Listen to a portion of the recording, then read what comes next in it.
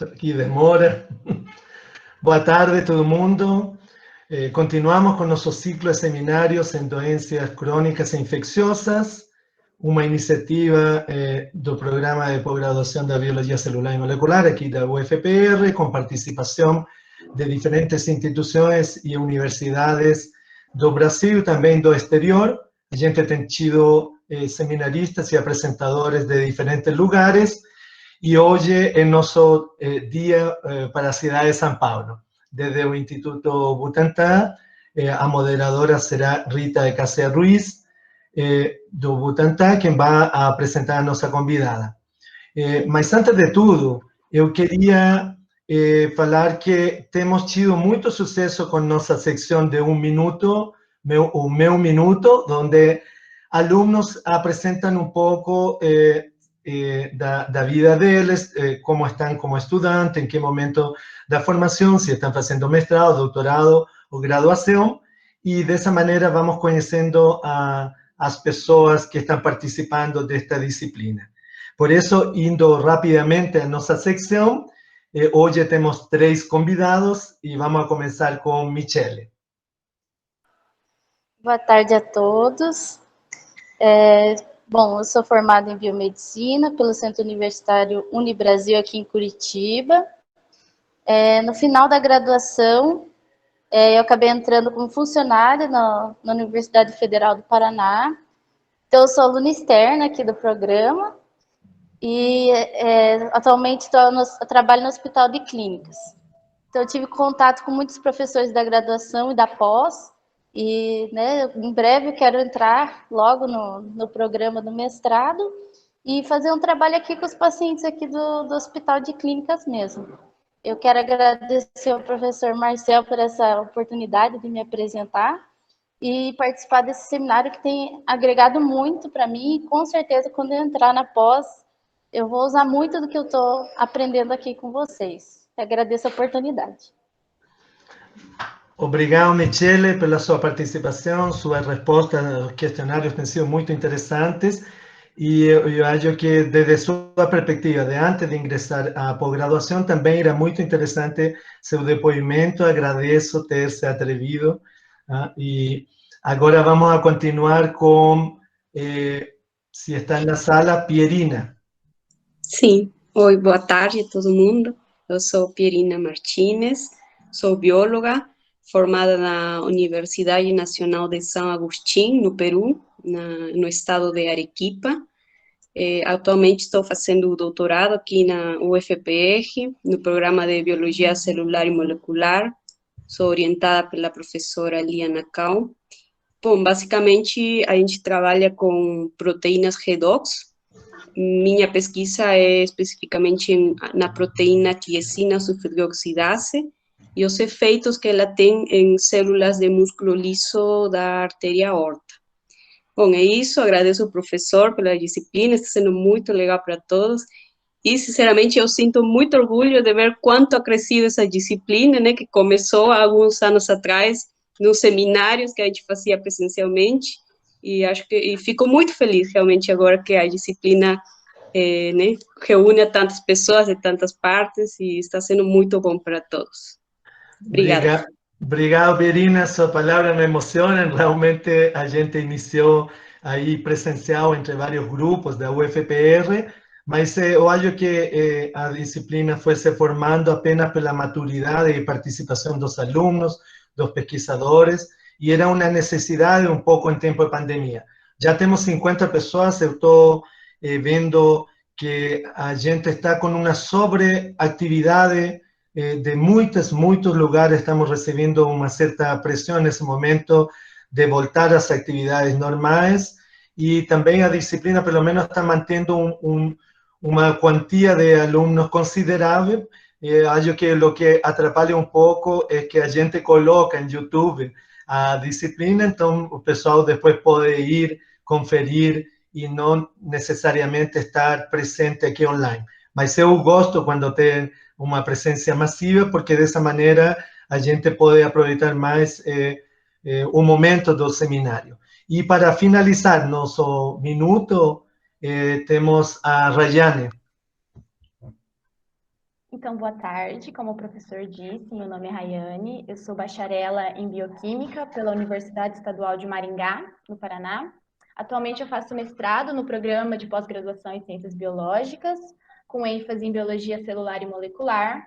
Sou orientada pelo professor Celso Nakamura, e o meu projeto de pesquisa é baseado em testar substâncias, sejam elas sintéticas ou naturais, e avaliar a atividade antiparasitária sobre Leishmania cruzi, e avaliar também o mecanismo de ação dessas substâncias sobre os parasitas, além de estudar a biologia celular dessas formas parasitárias, né, utilizando metodologias avançadas de microscopia eletrônica e agora começando na proteômica.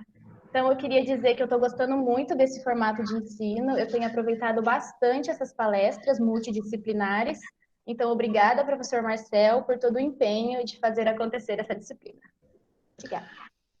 Obrigado, Rayane. Eu fico feliz até que aconteceu sua apresentação. Esteve muito conturbado aí, com um dia a gente teve dificuldades, outro dia você não conseguia estar porque estava fazendo experimentos. Então, para mim, é um pouco reflexo também do compromisso de vocês com a disciplina. Eu agradeço que tenham gostado também e gostei muito da linha de trabalho de vocês. A gente trabalha em coisas parecidas também, tripanossoma, parasitologia. A gente, talvez, você, Rodolfo, seu orientador, algum dia a gente converse com nosso grupo também. Muito obrigado pela sua participação bom, vamos continuar com o seminário agora. Então, eu vou passar o bastão para minha amiga e colega, mais amiga e colega, Rita Cássia Ruiz. Só queria fazer um comentário que Rita foi a primeira pessoa que conheci aqui no Brasil, em São Paulo, na universidade, e justamente foi porque eu relevei a uma pessoa que está presente aqui também, Jorge González, de Antofagasta, nos prestigia nos seminários, e Jorge foi quem tinha acabado o doutorado, e eu encontrei ele em Santiago, antes de viajar para cá, para São Paulo, há muitos anos. Não vamos falar os anos porque isso nos compromete, mas eu cheguei uma sexta-feira e uma segunda-feira, o primeiro dia que entrei na Unifesp, me encontrei com Rita, e Rita, que ela é muito concentrada em muitas coisas, mas muito distraída em outras, ela me disse: oi, Jorge. E não era Jorge. Jorge já tinha ido embora, e eu era o relevo um pouco mais jovem que ele, porque era aluno, certo? E Jorge era professor na época da minha universidade. Então, Rita, desde esse então, Rita, desde o primeiro momento, fiz amizade com ela, e já temos várias décadas de amizade. Então, de hecho, para ela, Rita passou da Unifesp, depois concursada para o Instituto Butantan, mudou de modelo, de Trypanosoma cruzi para Escherichia coli, e está realizando um excelente trabalho desde o Instituto Butantan nesse momento. Então, Rita, é com você moderar e nos apresentar a convidada de hoje. Obrigada, Marcel, pelas palavras. Nem vou contar, eu estou falando com vocês e estou tentando fazer aqui, mas eu nem vou contar que como é que você estava quando eu te encontrei, né, com uma barba assim enorme, que em uma semana eu falei: tira isso. Aí você falou que só depois que você passasse no concurso, né, no ingresso da pós-graduação, que você ia tirar a barba. E ele tirou mesmo. Assim que saiu o resultado, no dia seguinte ele apareceu sem barba. E agora está aparecendo aqui. Espera aí.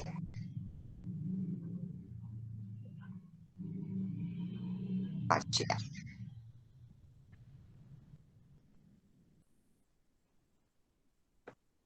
Só mais um pouquinho.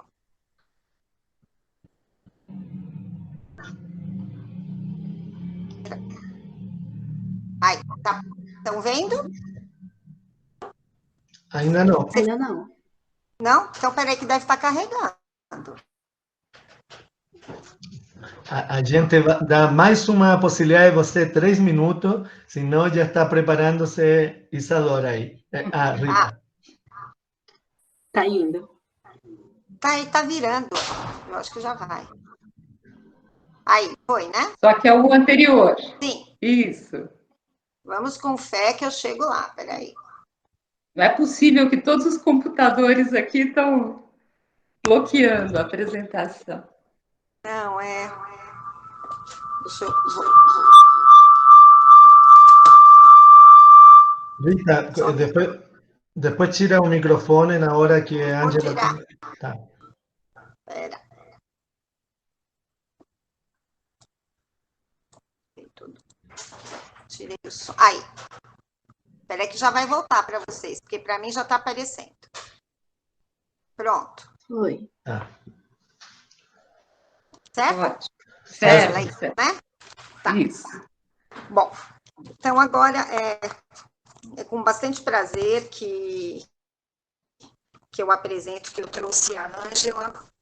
E é interessante que agora, só para fazer a apresentação dela, obviamente que a gente trabalha junto, eu a conheço a linha dela, tudo mais, mas eu fui olhar o currículo. E aí eu fiquei surpresa que a formação dela é numa área bastante diferente da que ela trabalha atualmente, que é interação patógeno, célula hospedeira, né? Patógeno hospedeiro. E eu acho que isso vai ser até bastante interessante para depois você contar ao final um pouco como é que foi essa sua transição, né? A Ângela, ela é bióloga, formada pela USP, e ela fez mestrado e doutorado na área de diferenciação sexual. Ela fez doutorado sanduíche, ficou uma parte, 2 anos, né, na França, e depois ela fez 2 pós-docs, um na França e um aqui em São Paulo, na USP, mas também na linha, né,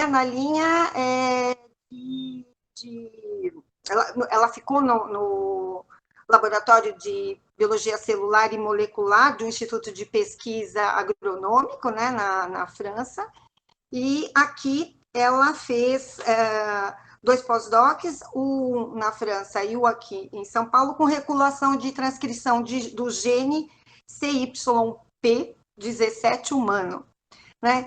E eu acho que depois que ela entrou aqui no Instituto, depois ela conta como que ela foi cair com as leptospiras, né? E ela desenvolve tão bem a linha dela, ela tem tanta propriedade com o trabalho, e que ela não parece que não teve formação direta com interação patógeno hospedeiro. Então, achei bastante interessante, Ângela, não sabia dessa tua passada, né, sua estadia em uma área tão diferente, inclusive nos pós-docs, né? E depois aqui no Instituto, trabalhando com interação patógeno hospedeiro. E aí ela veio trabalhar no nosso laboratório, que é o de bacteriologia, com muita sorte, nossa. Ela trouxe a linha de leptospira, que está sendo bastante interessante, que aqui o grupo trabalha basicamente com Escherichia coli, né? Então, todo mundo que mexia com bactéria era com Escherichia coli, e foi muito, muito interessante a Ângela vir e trazer um outro modelo, uma bactéria emergente, né? Uma situação bastante importante para o nosso país, para os países subdesenvolvidos de maneira geral, e com tantas particularidades, né? E ela desenvolve projeto, então, relacionado à descrição de adesão, invasão, tentando entender adesão, invasão, evasão da imunidade inata, e proteases que são secretadas pela bactéria, que tem uma ação no hospedeiro. Então, é bastante interessante. Eu gosto muito, a minha formação toda foi patógeno hospedeiro, e é sempre muito interessante as estratégias, algumas que são até, muitas vezes, preservadas em diferentes espécies, né, de bactérias. Então, é isso. Ela é uma grande amiga, a gente tem conseguido fazer algumas participações, algumas colaborações, porque ela tem uma vasta experiência com interação com matriz extracelular, sistema complemento, evasão, e ela acho que vai contar um pouquinho para a gente. Ângela, muito obrigada de você ter aceito. Eu também vi uma das alunas falando, também fico muito feliz que esse sistema de seminário começou no momento, o ano passado, que a gente estava tão desgostoso da vida, né?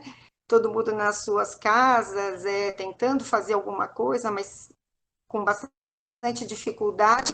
E aí o Marcel pensou nessa coisa de integrar diferentes amigos, né, pesquisadores de diferentes cidades, estados, e a gente uma vez por semana sentava para contar um pouco do nosso trabalho. E cada um trazia os seus alunos, e a coisa foi crescendo, e hoje virou, né, em pouco tempo virou a gente com uma audiência grande, com pessoas, inclusive, de outros países, e virou uma disciplina que eu acho que deve estar sendo bastante interessante para os alunos, no sentido da diversidade, da qualidade e da diversidade de assuntos que têm sido discutidos aqui. Então, Marcel, aproveito para parabenizar a sua iniciativa, que foi extremamente importante, e a gente está colhendo frutos. Tá? Então, Ângela, essa palavra é sua, e você vai me dizendo. Tá bom. Eu vou mudando. Tá bom? E se tiver, os meninos, eu não vou conseguir abrir, como eu vou estar apresentando, eu não vou conseguir ver muito bem o chat, talvez pelo celular eu veja alguma coisa, mas no final eu repasso as perguntas, tá bom? E aí eu vou pedir para alguém, se quiser interferir, né, fazer alguma colocação, que levante a mão e faça... acho que pode, né, Ângela? Acho que tudo bem. Claro, pode interromper, pode fazer perguntas no meio, não tem problema algum. Tá, porque eu só não vou estar vendo com acesso ao chat em função de eu estar projetando, tá bom? Tá ok. Rita, obrigada pela apresentação. Para mim é um prazer esse convite. Achei a iniciativa de vocês excelente. E essas ideias que vão nascendo e crescendo são muito boas, né? E realmente é uma honra estar aqui. Eu posso, no fim, falar um pouco dessa minha trajetória um pouco torta, né, de desvio de formação, se vocês quiserem, se houver tempo. Mas vou começar já a minha palestra e depois, se vocês quiserem, a gente conversa um pouquinho sobre isso. Bom, gente, como a Rita falou, eu trabalho com a bactéria que causa a doença leptospirose, né? Aqui no Instituto, desde que eu ingressei no Instituto Butantan há 16 anos atrás. Bom, eu venho, nos últimos anos, né, me interessando por fatores de virulência e, em particular, por proteases, que essa bactéria secreta, né, porque a gente vem observando que elas devem atuar em uma gama de funções que essa bactéria desempenha no hospedeiro. Próximo, por favor, Rita. Então, aqui só para mostrar para vocês que a leptospira, como muitos devem saber, é uma bactéria do filo espiroqueta, é uma bactéria espiroqueta. Né? Há outras bactérias espiroquetas de importância médica, além da leptospira, que, como, por exemplo, a borrelia, que causa a doença de Lyme, que não é uma doença muito importante para nós aqui no Brasil, países tropicais. É uma doença mais prevalente no hemisfério norte, transmitida por um carrapato. E nós não temos aqui doença de Lyme, borreliose endemicamente falando, né? E outra bactéria espiroqueta importante também, de importância médica, é a treponema, né? A gente conhece duas, a treponema pallidum, que é a causadora da sífilis, e a treponema dentícola, causadora de periodontite. Essas, sim, né, ocorrem no mundo inteiro, mas de importância aqui para nós, uma doença emergente e tudo mais, a gente tem a leptospira, não é? Que é uma bactéria que causa uma doença tropical. Como a gente pode ver nesse próximo slide, exatamente, a leptospirose ocorre, ela é transmitida principalmente, um dos principais transmissores, principalmente nas áreas urbanas, são os roedores, né? E eles urinam na água, contaminam o solo, o meio ambiente, e aí ocorrem, né, nesses países tropicais como o nosso, as chuvas, as enchentes, as pessoas entram em contato com essa água contaminada e ficam doentes. Não só pegam leptospirose, como podem pegar diversas outras doenças desses países tropicais. Aqui, cenas típicas, né, por exemplo, lixo a céu aberto, enfim, é uma doença de países com problemas de saneamento básico, a bactéria cresce e sobrevive melhor em temperaturas elevadas. Então, todas essas condições geram uma prevalência alta da doença em países como o nosso. Próximo, Rita. Bom, falando um pouquinho das espécies de leptospira. Uma pergunta, né? Todas as espécies de leptospira causam a doença? Minha resposta é não, né? Até então, foram descritas 64 espécies distintas de leptospira, que são classificadas em em mais de 300 sorovares, né? E essas espécies são alocadas em subclados patogênicos e não patogênicos. As espécies patogênicas aqui mostradas são essas aqui dos subclados P1, aqui mostradas em vermelho, e P2, mostradas em rosa. Estas espécies causam leptospirose. Já as dos subclados S1 e S2 são as espécies saprófitas, que vivem no meio ambiente e não causam doença. Então, a gente vê que é um gênero bastante diverso, né? E, inclusive, uma classificação um pouco mais antiga classificava as leptospiras em 3 grandes grupos: o das patogênicas, o das intermediárias, que dependendo do hospedeiro causam ou não causam doença, e as saprófitas. A coisa evoluiu um pouquinho, essa classificação, e hoje a gente tem esses 4 subclados. Tá? Próximo, por favor. Bom, e o que difere, então, uma espécie não patogênica de uma patogênica? Bom, entre outras coisas, o que acontece? Se uma espécie não patogênica, como, por exemplo, aqui a espécie biflexa, conseguisse entrar na nossa circulação, ela não causaria a doença. Por quê? A gente sabe que elas são altamente susceptíveis ao sistema complemento, que é uma das nossas primeiras barreiras, né, de defesa da imunidade inata. Então, o sistema complemento vai lá e mata essas leptospiras. Isso a gente pode ver muito facilmente no laboratório, incubando essas leptospiras com soro humano, que é fonte de sistema complemento. Se a gente incuba essa espécie, que é saprófita, com soro humano, em 10 minutos elas são completamente pulverizadas. Né, os poros líticos se formam na membrana dessas bactérias e elas explodem, ou seja, são lisadas pelo sistema complemento. Já as patogênicas, não. Né, a gente tem diversos dados publicados, nosso grupo e outros in vitro, mostrando que elas conseguem sobreviver à ação do soro e, claro, uma parte acaba morrendo, mas uma boa parcela delas sobrevive, e é isso que permite que elas cheguem aos órgãos-alvo e que a doença se instale. Próximo, por favor. Bom, nesse esquema, a gente pode ver o que acontece quando a leptospira vai infectar um hospedeiro, né? Então, normalmente, como acontece com diversas outras bactérias, as leptospiras entram por abrasões na pele, né? Você tem uma abrasão, um corte, ou você fica muito tempo submerso numa água contaminada, como é uma situação de enchente, por exemplo. As leptospiras podem entrar pelas mucosas ou por abrasões na pele. Elas vão atravessar a pele, a derme, e ali elas vão encontrar proteínas da matriz extracelular, colágenos, elastina, fibronectina.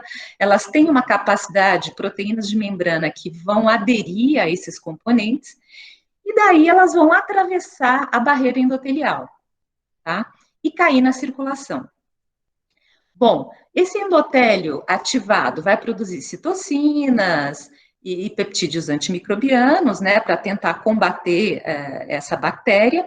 Só que a bactéria na circulação também vai fazer diversas coisas para conseguir sobreviver, né? Como eu já falei, ela vai se ligar, ela vai tentar subverter a ação do sistema complemento, as patogênicas, certo? Como é que elas fazem isso? Elas se ligam a reguladores negativos desse sistema, elas secretam proteases, como a gente vai ver daqui a pouco, que vão degradar moléculas do sistema complemento. Além disso, elas são capazes de se ligar ao plasminogênio, que é uma molécula importante da cascata de coagulação, e esse plasminogênio aderido, ligado à superfície da leptospira, é convertido em plasmina, e a plasmina vai poder agir degradando matriz extracelular para invasão, degradando moléculas do complemento. E, além disso, já se descreveu que leptospiras têm muitas fosfolipases e hemolisinas, né? E com todo esse arsenal, essas bactérias vão ganhando terreno e vão atingir os órgãos-alvo, né? Vão sobreviver nessa circulação. Próximo, por favor. Então, aqui nesse esquema, a gente tem também essas diversas etapas do processo de infecção. E o meu grupo, aqui em particular, no Instituto Butantan, está interessado em patogênese, de uma forma ampla, né? Acho que pela minha formação, eu sou uma pessoa generalista, então eu acabo indo para onde a bactéria me leva, né? A gente já estudou um pouquinho disso tudo aqui. E, então, quando a bactéria entra, ela expressa moléculas de adesão, adesinas, né, que vão permitir a interação com a matriz. E vão também secretar proteases para penetrar nos tecidos, para degradar colágeno, tudo isso. Vai também, quer dizer, elas têm também mecanismos para persistir. E aí, na circulação. Aí, no caso, mecanismos de evasão imune, né? Então, o nosso grupo, durante muito tempo, vem estudando esses mecanismos para subverter a ação do sistema complemento. Outros grupos estudaram mecanismos que essa bactéria usa para escapar do estresse oxidativo e da fagocitose, né? Isso não é uma coisa específica do meu grupo, mas há relatos de que essas bactérias também têm mecanismos para escapar disso. E o que acontece? Quais são os danos teciduais observados, né? Os principais alvos da leptospira, o indivíduo que é gravemente afetado, ele tem hemorragias pulmonares, então o pulmão é um órgão-alvo importante, diversos problemas no fígado e nos rins, né? Os rins é interessante, porque é um nicho preferencial nos roedores, que são os reservatórios da doença. As leptospiras se alojam lá e ficam por meses, e eles são reinfectados também, e não são eliminadas, né? Elas ficam ali, e dali vão para o meio extracelular, né, excretadas na urina, e ficam ali. Mas nos indivíduos que são suscetíveis, um indivíduo que pega uma leptospirose grave, ele pode acabar morrendo, tendo uma falência renal importante, né? E que o pode levar a óbito, inclusive. Então, é isso, mais ou menos, um panorama do que a bactéria causa ao entrar no hospedeiro. Próximo, Rita. Bom, então, eu vou fazer um resumo aqui do que a gente vem estudando, né, nos últimos 12 anos, 15 anos. Primeiro, a gente começou a se interessar, a gente percebeu que as leptospiras patogênicas diferiam muito das não patogênicas no que dizia respeito à susceptibilidade e resistência ao sistema complemento. E a gente resolveu investigar quais eram esses mecanismos. E, juntamente com uma colaboradora lá do Instituto de Ciências Biomédicas, a professora Lourdes Isaac, a gente descreveu alguns desses mecanismos, né? O primeiro deles, como eu já mencionei, que leptospiras patogênicas se ligam a reguladores negativos, fator H, C4BP, da cascata do complemento. E com isso conseguem inativar, né, as 3 vias, ligando-se a esses reguladores. E depois, um pouco mais recentemente, mas não tão recentemente, a gente viu que essas bactérias liberavam para o meio extracelular proteases que eram capazes de degradar a maior parte das moléculas da cascata do complemento. de C2 a C9, todas essas moléculas, C3, C4, C5, C6, eram degradadas por proteases secretadas. Próximo, Rita. Esse foi o trabalho de uma de nossas alunas, lá entre 2013 e 2014, mais ou menos. Aí depois veio uma outra aluna nossa e a gente se colocou a seguinte questão: será que essas proteases alvejam só o sistema complemento? Será que elas também não ajudam a invadir, né, degradando outras moléculas? E daí veio esse outro projeto no nosso laboratório, em que a minha aluna Ludmila viu que essas proteases presentes no sobrenadante eram capazes de degradar uma gama de outras moléculas também, proteoglicanas da matriz, fibrinogênio da cascata de coagulação, colágenos, e que essa ação era inibida especificamente por fenantrolina, que é um inibidor de metaloproteinases. Então, a gente, com esse trabalho, avançou mais um pouquinho, né, nessa tentativa de mapear o que essas proteases estavam fazendo. A gente conseguiu ver que elas tinham um amplo espectro de atuação e que eram metaloproteinases, porque TMSF, inibidores de proteases asparticas, de outras classes de proteases, não inibiam essas atividades.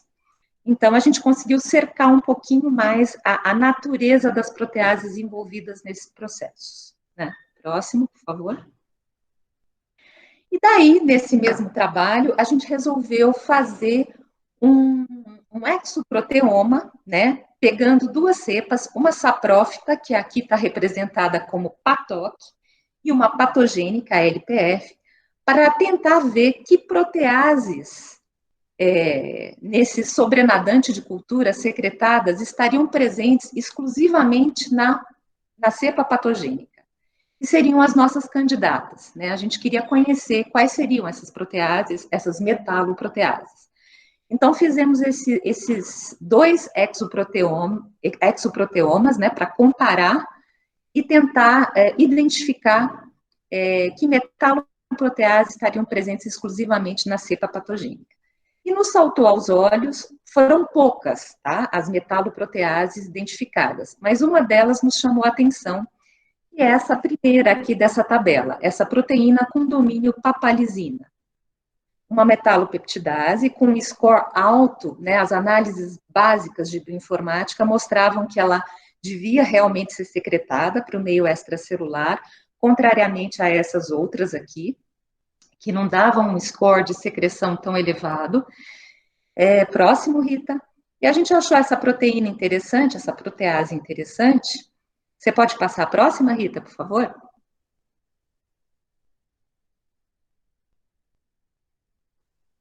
Oi, Rita.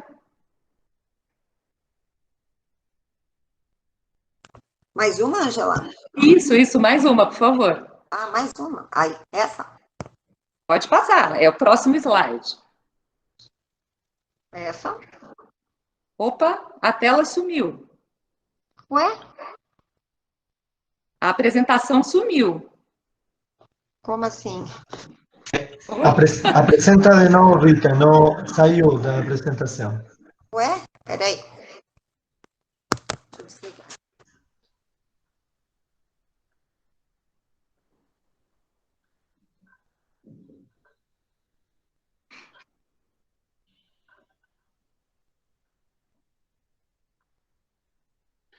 Eu posso te fazer uma pergunta? Claro, Marcelo. Porque, aproveitando enquanto Rita coloca a apresentação, vocês encontraram apenas no isolado patogênico aquela protease? Ou Eu vou mostrar esses slides para você de conservação. A gente fez uma análise de conservação entre todas as espécies e vimos que ela é bem mais conservada nas espécies patogênicas, daquele subclado P1 que eu mostrei no início, né? O subclado das espécies que causam a doença mais grave. Ali, ela está mais conservada, mas ela também está presente nas demais. Tá, entendi. E outra coisa, a gente está familiarizado com os mecanismos de secreção em eucariotos e não tanto em procariotos. Então, em eucariotos, você sabe quando há um destino de uma proteína para ir para fora. Então, no caso do leptospira, vocês fazem... qual é esse mecanismo que estava sinalizando que estava sendo secretada? É de que tipo? A leptospira tem que tipo de secreção? Que tipo de sistema de secreção seria usado? Isso. Ela tem, eu acho que o sistema de secreção 1 e 2. Que é característico desse grupo de bactérias? Que é característico. Isso está sendo estudado ainda, caracterizado em leptospira. Isso não é tão... Porque parece que os sistemas são incompletos. Eu tenho uma colega cujo tema de estudo é esse. Tá. E é uma coisa que ainda está sendo estudada e caracterizada. Mas eu vou mostrar como eu detectei experimentalmente. Isso, a gente tinha. Eu vou chegar nessas. Não, era só para aproveitar que a Rita colocasse a apresentação. Tá bom, obrigado. Tá bom. Desculpa, é problema de conexão, caiu a conexão. Tá bom. Aí, voltou já. Mas então, essa é essa proteína que tem esse domínio papalizina 1, né? Ela tem 51 kilodaltons e é uma peptidase da família M43 com esse tipo de domínio de sítio ativo, tá? HE/XXH é um sítio ativo dependente de zinco. Nós fizemos algumas análises e vimos que tem um ortólogo, uma proteína ortóloga humana que é muito maior, mas com um domínio catalítico parecido. Essa protease nos seres humanos, né, é expressa numa variedade de tecidos e está relacionada com diversos processos, como cicatrização, inflamação, formação de ossos, etc. E aí fomos ver se outras bactérias também tinham uma protease com esse tipo de domínio. Encontramos uma bactéria chamada de ulilisina, presente nessa bactéria, Metanosarcina acetivorans, né?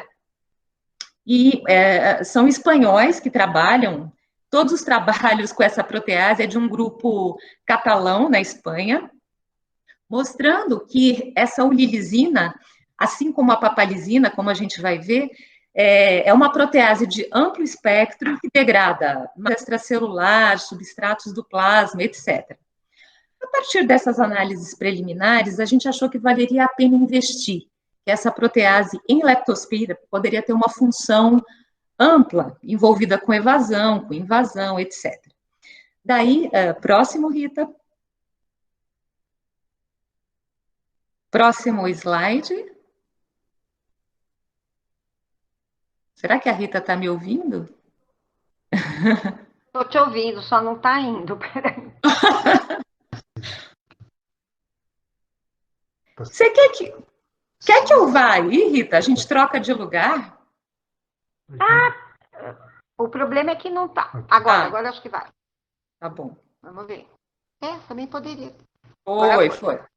Então, a primeira pergunta do Marcel, né? Se ela estaria presente em todas as espécies de leptospira.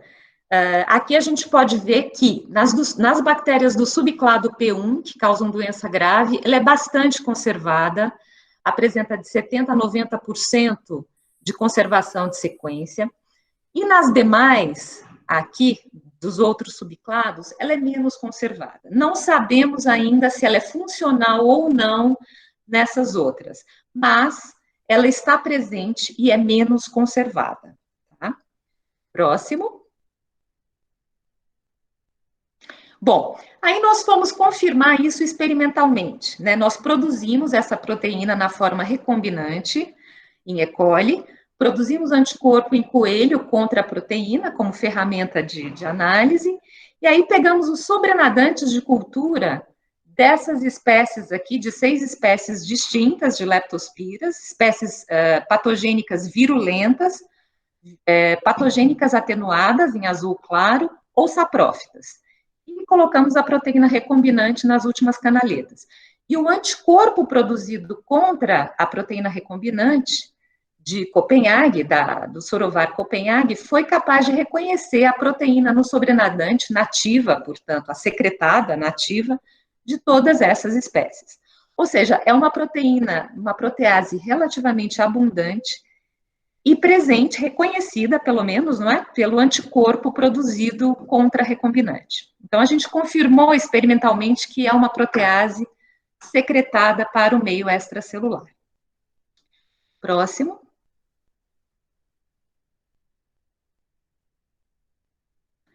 Bom, e aí a gente voltou àqueles experimentos nossos iniciais, né? Nós começamos essa história toda com as proteases trabalhando com o sobrenadante total, né? O meio de cultura. E ali você tem tudo. Mas, com esses estudos iniciais, nós sabíamos que havia proteases nesse sobrenadante, né?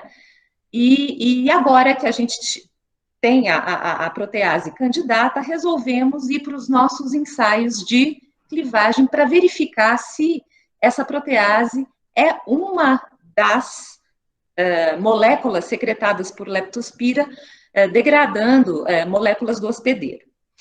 E aí, próximo, por favor, vem as nossas questões e os nossos dados experimentais com a papalizina 1 de leptospira.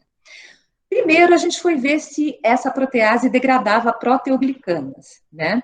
Proteoglicanas são proteínas da matriz extracelular e nós resolvemos trabalhar, por questões técnicas, com proteoglicanas dessa classe, né, de small leucine rich, porque elas são pequenas e fáceis de serem visualizadas num gel e num western blot, né? Então, a nossa papalizina, num ensaio muito simples, eu vou apresentar uma série de ensaios aqui de incubação. A nossa protease, ela foi incubada com diversos substratos distintos e depois, usando anticorpos específicos para cada um desses substratos, a gente foi vendo se a protease tinha ação sobre essas moléculas. Escolhemos essas proteoglicanas porque elas são universalmente encontradas nos diversos tecidos, né? Na córnea, na pele, nos tendões, fígado, rins e na vasculatura em geral, que é interessante para a gente, porque a leptospira tem como alvo pequenos vasos, né, da microcirculação, e por isso causa hemorragias. Então, a gente achou que esse seria um alvo interessante. Próximo, Rita. Então, aqui já estão os nossos dados com duas proteoglicanas, a decorina e o biglican. O que a gente pode ver aqui? Os ensaios foram feitos sempre da mesma forma. Nós pegamos 100 nanogramas da nossa protease recombinante, né, 0,1 micrograma, e incubamos com esses substratos por tempos variados, né, de 30 minutos a 24 horas. E o que a gente pode ver já aqui de cara? Que a decorina no gel à esquerda foi clivada, começou a ser degradada a partir de 2 horas de incubação, sendo totalmente degradada após 24 horas. Já a biglican já foi praticamente degradada após 30 minutos de contato com a protease. Ou seja, de fato, essa protease tem ação sobre essas proteoglicanas. Próximo. Aí nós fomos ver com o mimecan, que é outra proteoglicana, também, depois de 4 horas, foi degradada.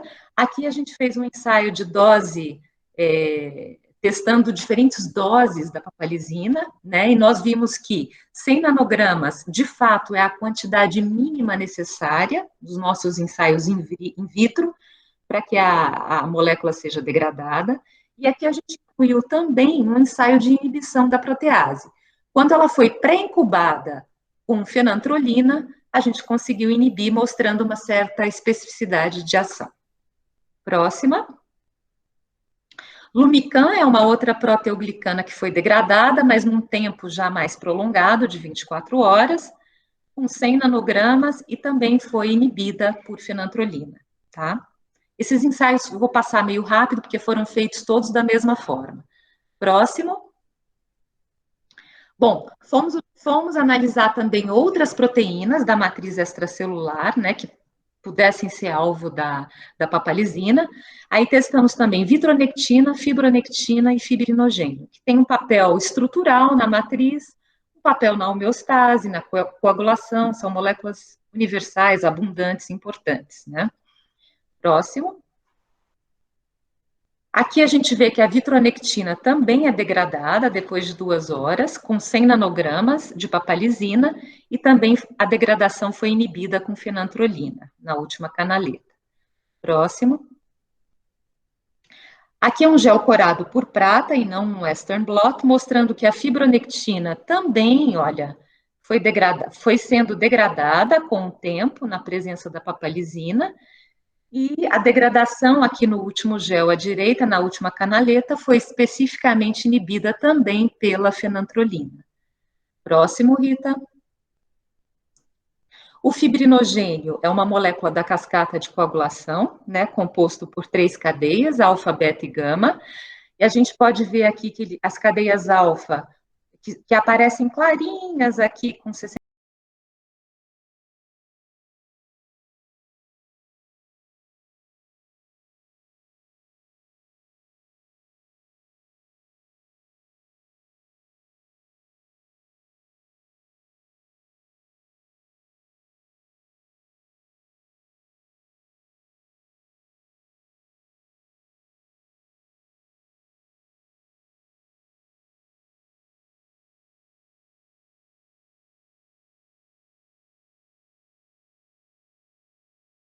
A gente está ruim. Ai, acho que agora voltou, Ângela, tinha travado. Volta um pouquinho, acho que o final da tua explicação nesse slide, Ângela. Peraí, tudo bem? Voltou? De onde vocês perderam? Do fibrinogênio? Fibrinogênio, isso. Tá. Volta o fibrinogênio, acho que eu falei para vocês, constituído de 3 cadeias, alfa, beta e gama, e houve uma degradação das cadeias alfa, beta e gama, né, de forma tempo dependente e dose dependente também. Próximo, Rita, por favor.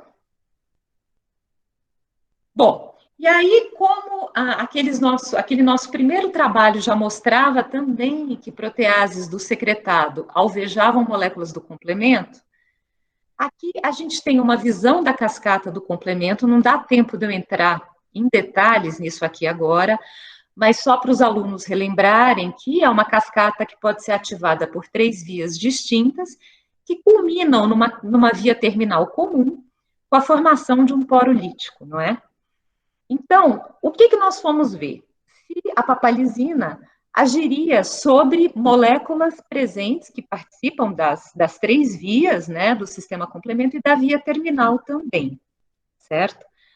Então, próximo, a gente usou a mesma estratégia nessa parte inicial do trabalho, começando com a molécula de C3, que é a molécula mais importante, né, da cascata do complemento. E aqui a gente vê, depois de 24 horas, que a papalizina foi capaz de degradar. É um tempo bastante prolongado, não é? A gente não sabe se isso tem relevância em vivo, mas in vitro isso aconteceu depois de 24 horas. Da mesma forma, 100 nanogramas é o mínimo necessário da protease, pelo menos in vitro, para que isso acontecesse, e a gente conseguiu inibir essa atividade com fenantrolina. Próximo, Rita.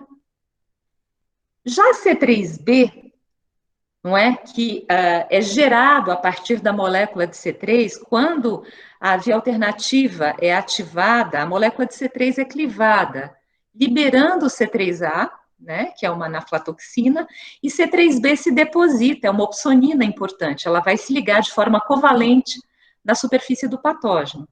Olha que interessante, a papalizina não cliva de forma tão eficiente C3, a molécula inteira, mas quando o C3 é clivado, gerando C3b, provavelmente um sítio é exposto, e aí sim, essa é a nossa hipótese, né? A papalizina consegue degradar mais rapidamente. Com 2 horas, C3b é totalmente degradado pela papalizina. Tá? Próximo. Pode passar o próximo. E a molécula de C4, que participa da via clássica e da via das lectinas? A molécula de C4 é também mais resistente, leva 24 horas para ser degradada pela papalizina. Próximo. C4B não é tão suscetível quanto C3B, também demora 24 horas para ser degradada, né, pela papalizina. Próximo, Rita. Mas C5, já com 30 minutos, é bastante degradada. Olha, ela começa a ser degradada e a cadeia alfa vai sumindo ao longo do tempo, tá? Então, até agora, a gente vê o seguinte, que C3B e C5 são alvos preferenciais dessa protease, se a gente considerar a cascata do complemento, né? Próximo. Bom, foram essas moléculas da cascata que a gente avaliou. Na verdade, eu tenho uma aluna que continuou até a molécula de C9, mas eu não trouxe esses ensaios aqui para vocês hoje, mas eu posso adiantar que sim, essa protease degrada todas as moléculas do complemento até C9, tá? Então, é uma protease de amplo espectro, né, agindo sobre proteoglicanas, sobre proteínas do plasma e da matriz e sobre proteínas do complemento. Agora, o que fazer com esses dados in vitro? Agora sim que vem a parte mais interessante e que a gente começou a trabalhar na pandemia, né? Então, temos poucos resultados ainda, mas agora que vem a parte mais interessante do trabalho, né? Em vivo, ou pelo menos com um modelo de células, como é que a gente pode abordar as consequências funcionais dessas degradações que a gente viu in vitro, né? Eu vou mostrar para vocês alguns dos ensaios que a gente tem para tentar responder essas questões todas e tentar entender como essa protease agiria no organismo. Próximo, Rita. Bom, quais seriam as consequências da inativação dessas moléculas do complemento? Pegando essa parte de complemento primeiro, né? Próximo. Até agora, a gente fez um único ensaio, só que a gente vai, cada uma dessas histórias, né, desse conjunto de moléculas, abre um novo capítulo de abordagem. Porque ou a gente vai para a evasão imune, ou a gente vai para a cascata de coagulação, ou a gente vai para a invasão, né? Então, isso a gente está trabalhando, está avançando pouco a pouco, tentando ter uma visão geral do que está acontecendo. Bom, no que diz respeito ao complemento, o que a gente fez?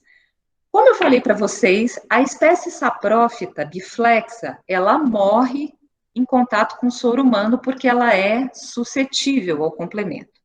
Então, a gente tem aqui nesse gráfico, olha, nós incubamos essas bactérias com soro humano e aqui está a taxa de sobrevivência, e elas foram contadas em microscopia de campo escuro. É difícil plaquear a leptospira, ela não forma colônia, então não dá para ver CFU.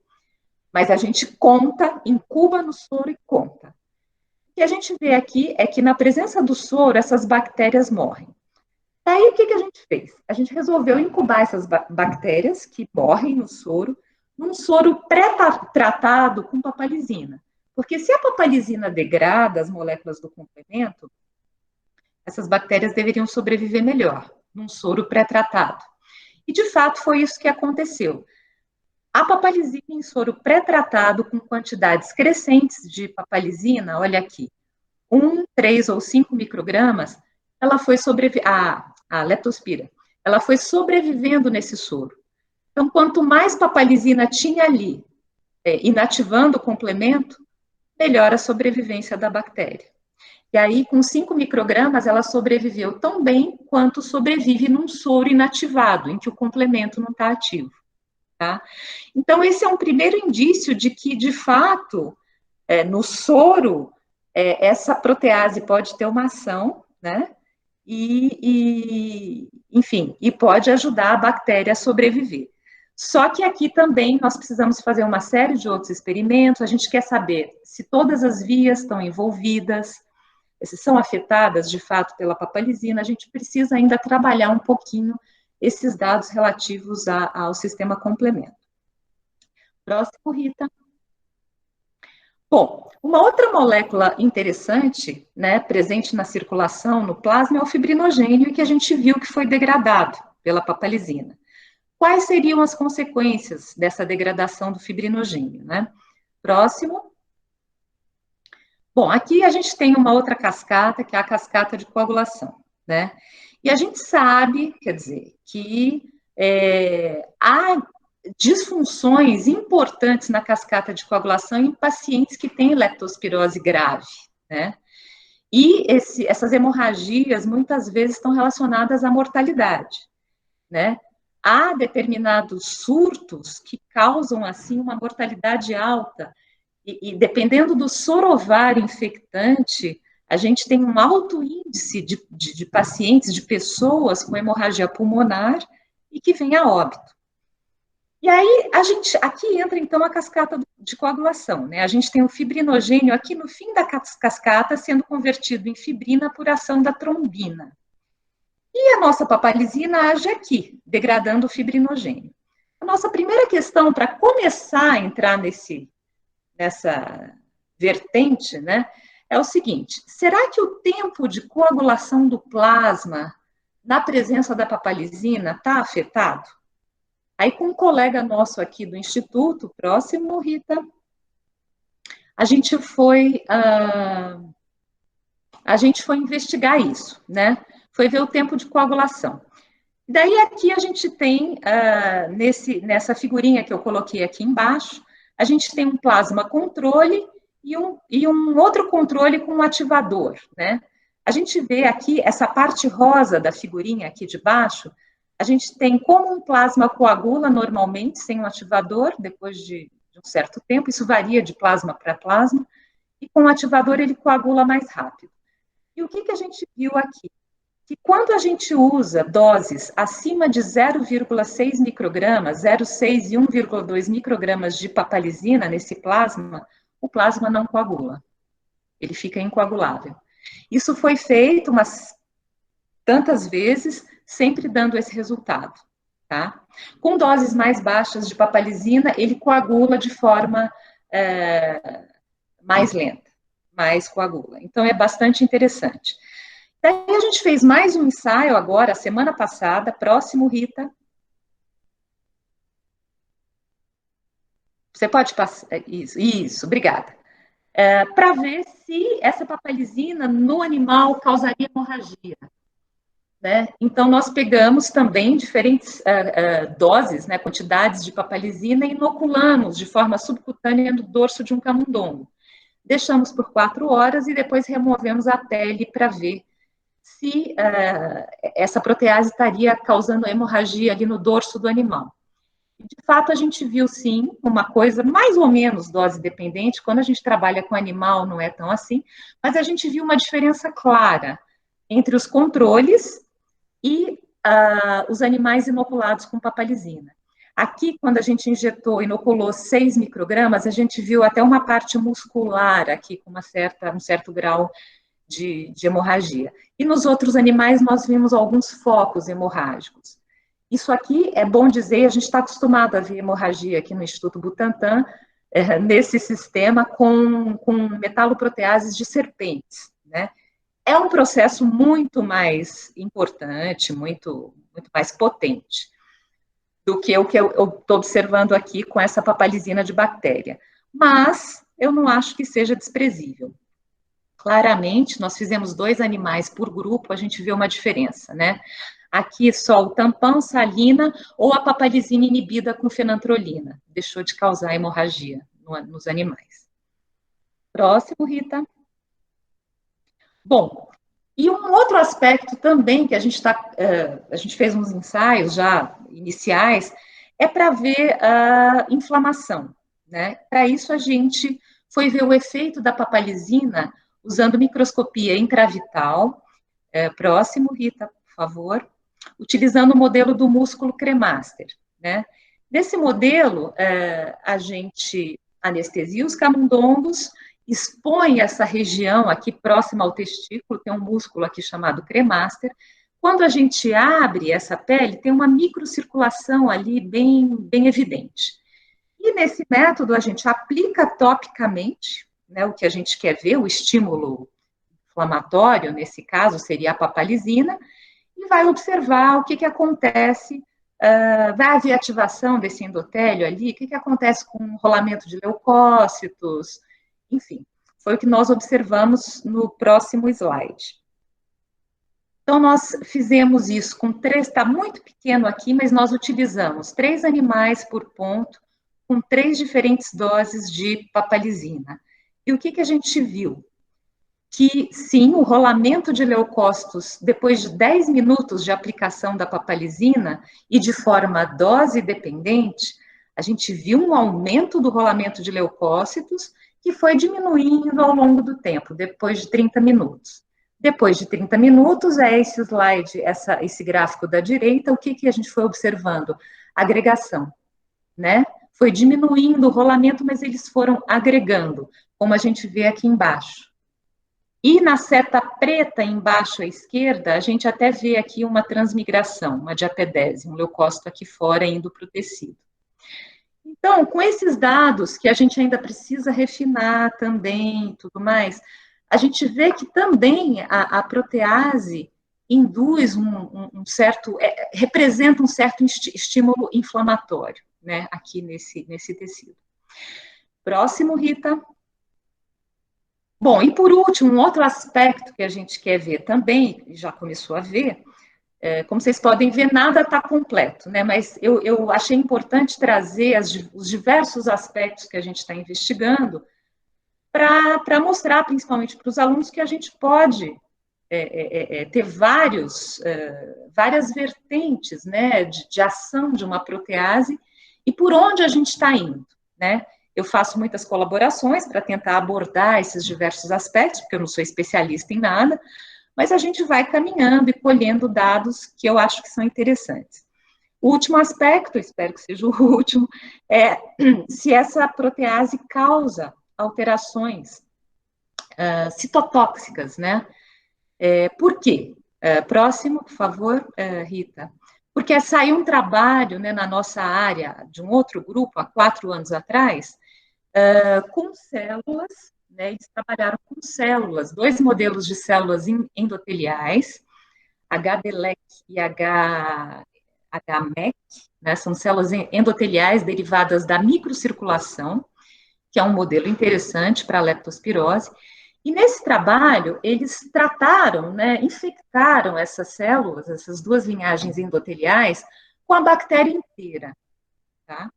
Por um certo tempo, e foram ver o que acontecia com diversas estruturas dessas células, né? Estruturas principalmente da matriz extracelular, das junções das tight junctions, das junções aderentes, e está muito pequenininho aqui, mas fica muito claro que a bactéria inteira, sempre olhando no slide da direita em relação ao primeiro, célula não infectada é o primeiro quadro, e a célula infectada pela bactéria patogênica é o último quadrinho à direita. A gente pode ver que em todas as VE-caderina, alfa-catenina, zonocludens, existe uma alteração morfológica muito grande nessas células quando infectadas com a bactéria patogênica. E daí nós também pensamos, será que não é algo que ela secreta que está provocando isso? Será que não pode ser a nossa protease candidata? Né? Próximo, Rita. Essa é uma imagem, um esquema desse trabalho que eu mencionei. Eles conseguiram mapear que os principais alvos, né, dessas bactérias, das leptospiras patogênicas, são essas estruturas aqui das junções aderentes, V-caderina, beta-catenina, zonocludens, etc.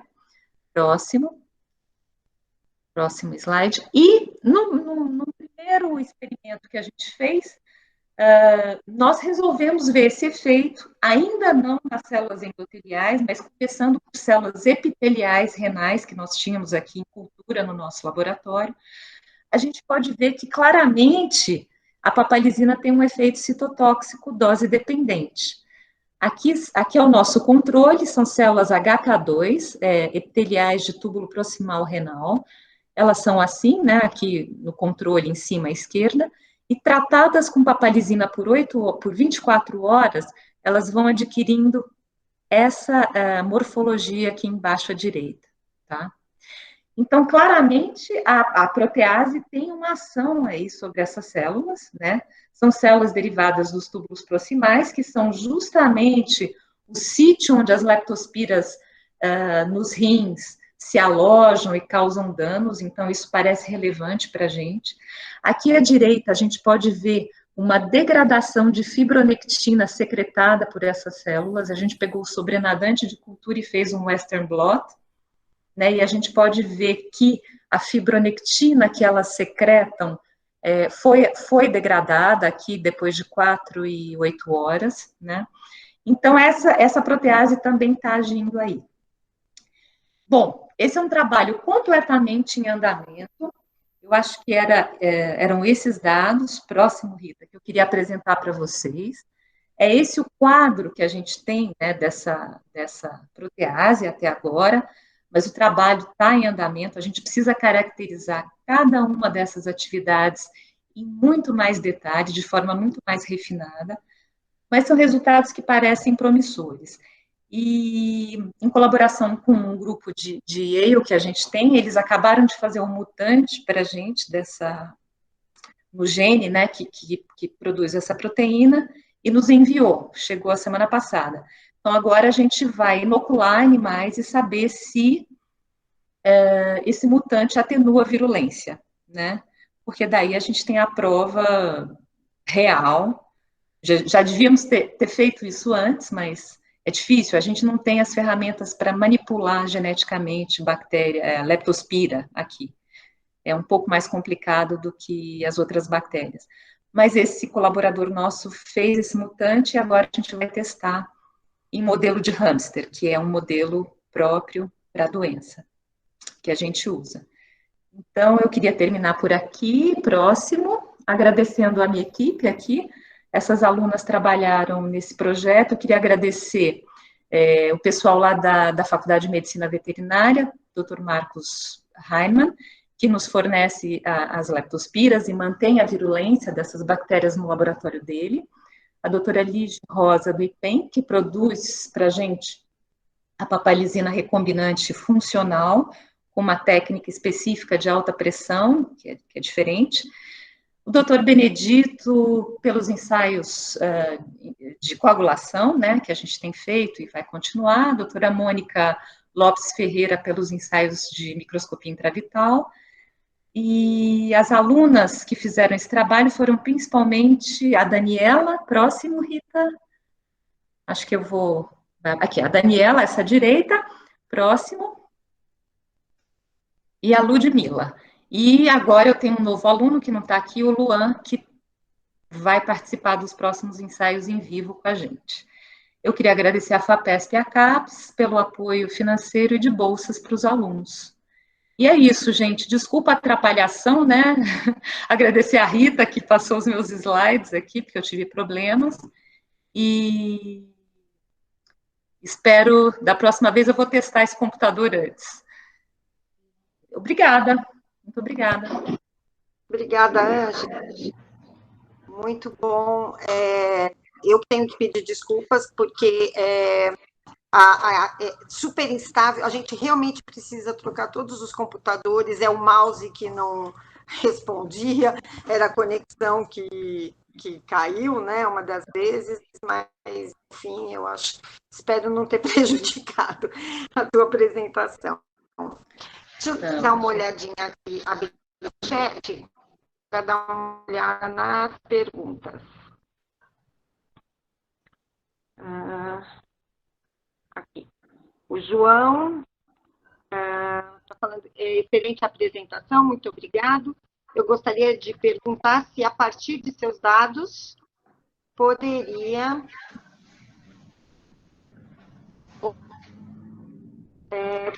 ser interessante ensaios farmacológicos de inibidores de papalizinas.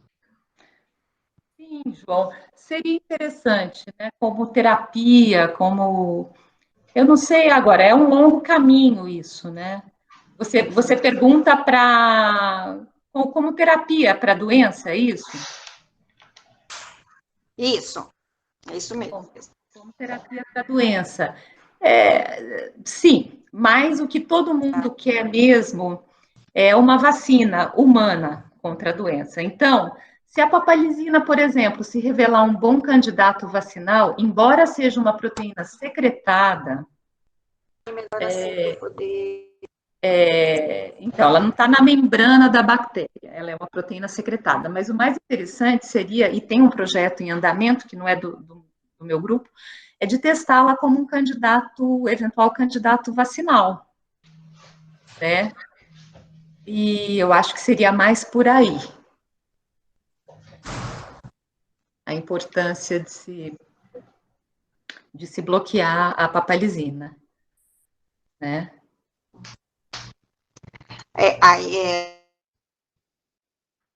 Riscos de reação. Proteases humanas? Como as proteases humanas? Sim, porque eu disse que ela tem um ortólogo humano, a PAPA. É verdade. Não tinha pensado nisso. É possível sim. Porque, embora a proteína humana seja muito maior e tudo mais, essa região do domínio, ela tem um certo grau de conservação. Bem lembrado. Pode ser, talvez não seja um dos melhores alvos. Tem outras proteases secretadas por leptospira que se chamam termolizinas. Essas parecem ser bons candidatos vacinais. E podem ser um melhor alvo que a papalizina. Eu tinha esquecido que a PAPA pode ser um problema, sim, nesse sentido.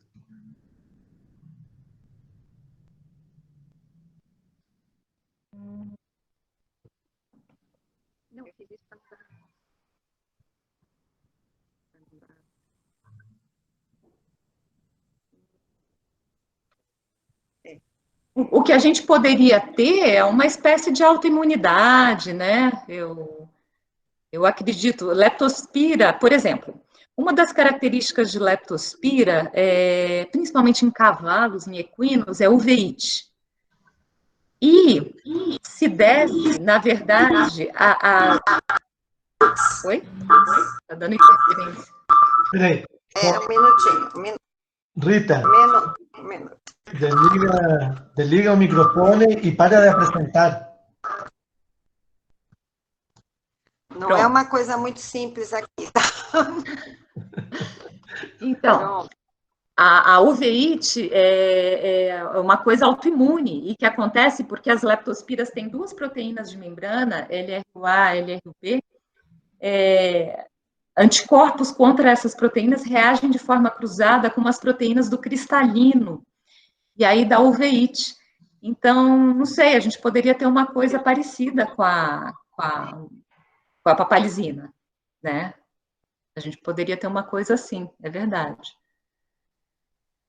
Mas, enfim, todo mundo procura diagnóstico e vacina, né? É o que nos falta, um diagnóstico eficiente e que possa ser feito no campo, né? Uma espécie de dipstick que possa ser levado lá para o meio da Amazônia para diagnosticar casos de leptospirose, regiões pobres e tal, e vacina, né? Vacina humana, porque tem vacina para o ramo veterinário, mas baseadas em bacterinas que causam efeitos colaterais, não são licenciadas para uso humano. Então, o que a gente quer é uma vacina proteica, de subunidade. Eu acho que essa segunda parte, você até comentou, né? Ele perguntou, a eventual inibição da papalizina poderia acarretar em reativação do sistema imune, no caso do sistema complemento? Eu não vi essa parte. No caso, uma reativação... Uma inibição da papalizina poderia acarretar... Cadê o João? Cadê ele, pessoalmente, aqui? Não tá... Eu não sei se eu entendi exatamente o que ele... Oi, João. Oi. Tudo bem? Tudo ótimo. Muito obrigado pela excelente apresentação, pelo ótimo trabalho. Obrigada. Me corrija se eu entendi errado, né? Mas o que eu havia entendido, então, é que essa secreção da papalizina pela bactéria é uma forma dela inativar o sistema complemento e, de uma certa forma, conseguir realizar uma evasão imune, né? E daí, consequentemente, invadir o corpo e se alastrar. Então, por exemplo, trabalhando numa inibição especificamente da papalizina, eu poderia pensar num eventual retorno do ataque do sistema imune a essa bactéria? Porque você deixaria de ter, seu raciocínio é que você deixaria de ter algo degradando o complemento, né? Olha, pode ser se ela tiver um papel majoritário nisso, porque assim, a leptospira não tem um superantígeno que vai ser responsável pela patogênese. O que a gente acha até agora é que são vários fatores de virulência. Então, a gente já sabe que tem outras proteases que degradam complemento também, tem outros mecanismos de inativação do complemento, então esse seria mais um. Então, por outras vias, eu acho que a bactéria conseguiria inativar complemento, tá? De qualquer forma. Entendi. Então, ela não seria a única, não. Uhum. Tá? Parabéns pelo trabalho, obrigado pelas respostas e desejo sucesso. Se tudo Obrigada. der certo, chegue a sua vacina. Eu especificamente não trabalho com o desenvolvimento de vacinas, mas muitos colegas aqui, sim. Sim, parabéns. Obrigada. Eu acho que há uma sobreposição de fatores que exercem até o mesmo papel, né? Se a gente pensar em outros modelos, né? Em outros modelos de infecção, não sei se para a leptospira especificamente, mas deve haver também, né? Mas para tripanosoma acontece, para outras bactérias, para coli acontece. Então, quando a gente descreve alguma molécula com um determinado papel, quando você tira ela, não necessariamente você vê zerar aquele efeito, né? Porque existe uma sobreposição de fatores que acabam atuando na mesma frente, né? Daí o sucesso, né, da ser tão grande na infecção. Né? Exatamente. Então, fica difícil, às vezes, a gente dizer isso aqui é um fator de virulência, porque não atenua tanto o mutante. Leptospira, muitas vezes, não é tudo ou nada. Tem dois fatores de virulência muito conhecidos, Lig-A e Lig-B. Só quando foi feito o duplo nocaute é que algum efeito apareceu. Eles nocauteavam uma, nada acontecia. Nocauteavam a outra, nada. Quando fizeram o nocaute das duas, aí sim. E isso são os antígenos principais, assim, mais importantes. Mas também elas atenuou a virulência, elas ainda sobrevivem. Isso significa que há vários fatores, né? Uhum. Há vários fatores. O João agradecendo mais uma vez. Mais alguma pergunta?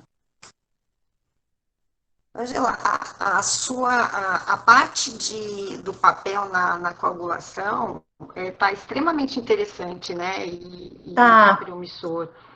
Tá interessante. Agora com o Benedito. Você foi muito feliz em colaborar, né, com pessoas. Sim, sim. A minha sorte aqui no nosso instituto é que muitas pessoas trabalham com coagulação por causa das serpentes, né?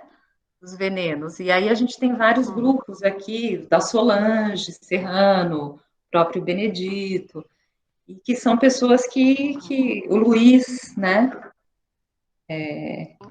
Esses dados podem ser muito mais refinados. Em que ponto é só o fibrinogênio que está sendo degradado e causa tudo isso? Pode ser que não. Via intrínseca, via extrínseca, aquela coisa toda. Eu também não sou dessa área, mas vou conversar com eles e ver como a gente pode refinar, em que pontos da cascata ela estaria atuando. Tem coisas interessantes, né? Mas o interessante do fibrinogênio, dela ativar, de clivar o fibrinogênio, é que ele está lá no fim da cascata, né? Ele já está lá no fim. Ele é o último para virar fibrina, né? Então, possivelmente, pode ser que outros fatores, via intrínseca, extrínseca, até estejam, pode exercer algum papel, mas a gente pode pensar que se furar isso, a estratégia é muito interessante, né? Pegar a última molécula exatamente importante na coagulação, né? Então, Seria mais para estudar. Mas, assim, já degradando fibrinogênio, acho que você já faz um estrago lá no final da cascata, né? Não forma a rede de fibrina para conter a bactéria. Sim. É a contenção da disseminação, né?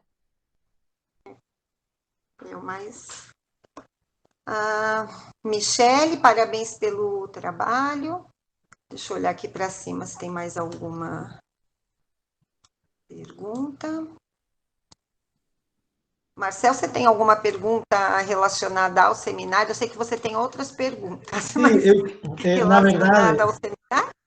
eu tenho uma pergunta relacionada ao seminário e depois acostumo a fazer outras perguntas de outro tipo.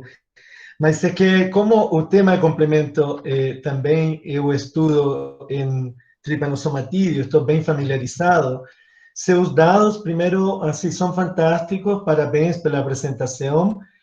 E eu queria te perguntar, porque quando você vê que essa atividade da papalicina é muito rápida em C3b, você pensa que está tendo uma inibição da via alternativa, mas a via alternativa é uma via lenta, normalmente, comparativamente à via das lectinas e à via clássica. Então, você esperaria que, bom, é um mecanismo de evasão que pode estar evitando essa ativação de via alternativa pela falta de participação do C3b na formação da C3 convertase pelo lado da via alternativa. Sim. Mas eu fiquei esperando o seu resultado em relação a C2A, porque você falou que C4B não havia uma clivagem tão rápida. Mas aí minha curiosidade foi em C2A, porque se você tem uma clivagem rápida C2A, eu acho que você poderia ter inibição da formação de C3 convertase pelo lado da via das lectinas e pelo lado da via clássica. Então, aí você estaria inibindo nas três vias o mecanismo de ativação. Sim, Marcel, a minha aluna estava preenchendo esses buracos da cascata. Eu não tenho aqui hoje esse dado de quão rápido é gerado C2. Eu sei que C2 foi clivado, não sei o quão rápido, mas a sua colocação é interessante, sim. Pode ser. Eu vou até olhar os tempos em que C2 foi clivado, né, pela papalizina. Eu sei que foi, mas eu não sei te precisar ainda se foi rápido ou se foi mais demorado, foi mais lento. Tá, e uma outra pergunta que te queria fazer do teu seminário, desculpa, que é um tema que a gente estuda e que fica fascinado. Qual é a repercussão de você ter, dentro da clínica da doença, da patogenia da doença, inibir o papel de C5 na inflamação? Que é o que você vê, essa clivagem da anafilotoxina, da C5, como é que pode repercutir na doença essa diminuição do papel dela como anafilotoxina? Eu não sei se C5A, que a C5 é clivado gerando C5A e C5B, sim, né? Ali eu testei clivagem de C5 total, mas eu preciso dosar as anafilotoxinas, C5A. Tá. É uma coisa que eu quero fazer. Pode ser que uma degradação inicial tenha gerado C5A, que tem 10 kilodaltons, eu não vejo ali. Isso eu preciso dosar, porque inflama bastante, né?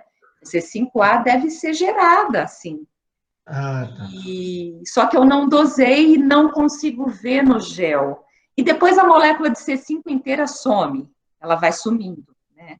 Tá. Agora, numa condição in vitro e tudo mais, eu não sei se eu estou na relação enzima-substrato fisiológica ou não estou, em vivo, o que acontece, o que não acontece.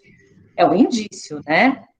É o indício. Já o experimento em que eu trato o soro com a papalizina e vou ver sobrevivência da bactéria, esse já me agrada, porque pelo menos eu estou vendo que no soro pré-tratado com a papalizina eu consigo que a espécie suscetível sobreviva.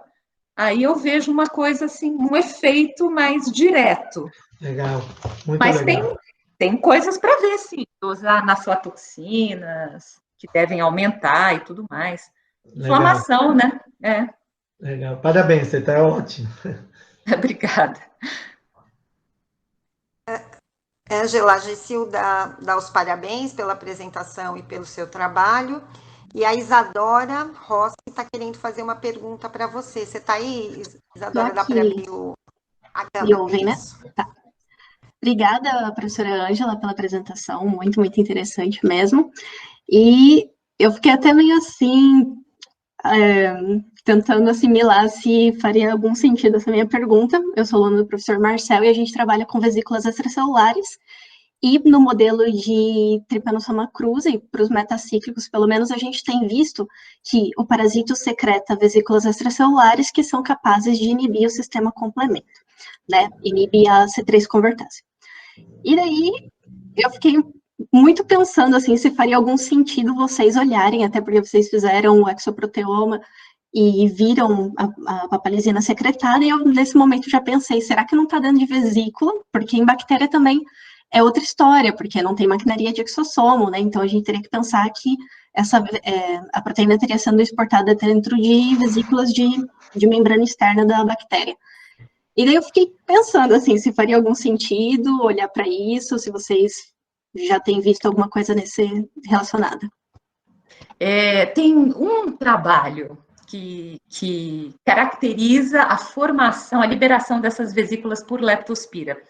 Eu sei porque eu tive uma aluna de doutorado, a Ludmila, que eu mostrei no final, que ela falou, se eu fizesse um postdoc, eu gostaria de caracterizar essas OMVs, será que elas não carregariam? Falei, boa ideia, tal, mas aí ela arranjou um emprego em Belo Horizonte. E foi... Tem todo sentido, Isadora. Pode ser que eu acho que é um projeto interessante, ninguém nunca analisou, e só há um trabalho caracterizando um pouco o conteúdo, assim, mas muito grosseiramente, mostrando que lá dentro tem a proteína LipL32, que é a proteína mais abundante de leptospira, mas o nocaute não deu nada, quer dizer, a gente não sabe o que essa proteína de fato faz, fato que ela é abundante, está nas vesículas, e outras coisas assim, mas um único trabalho. Eu acho que é uma investigação que valeria a pena ser feita assim, faz todo sentido, viu? Legal, obrigada, professora. Obrigada. Se vocês quiserem, sei lá, a gente manda umas vesículas para vocês de leptospira. Sempre, sempre queremos. Chegamos a ver um protocolo aqui para o isolamento, gradiente, mas eu não cheguei a fazer, porque a aluna não veio, então, mas é interessante. Tá aí para isso. Obrigada, Isadora. Deixa eu ver se tem mais alguma coisa. Mais alguém? Mais alguma pergunta sobre o seminário?